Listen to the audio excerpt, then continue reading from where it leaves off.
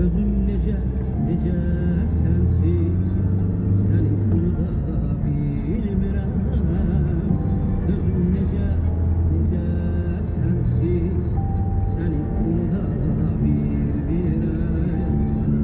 Ben baharım ter gülümser, ayıp gülüm hep gülümser. Bir denizem sahilimser, seni burada bilmirəm.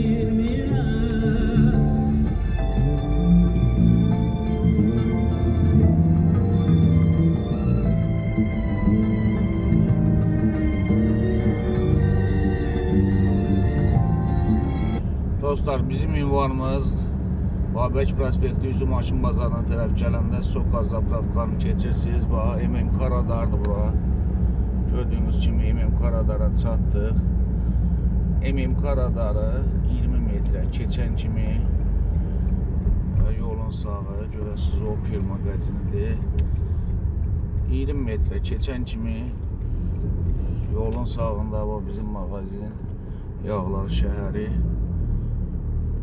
Kiminə müraciəti olsa buyurub yararlana bilər. Yaxın dükanımız çox rahat yerdədir. Bazarın içi kimi rahat deyil, parkovkamız yoxdur. Kim istəsə buyursun, yararlansın.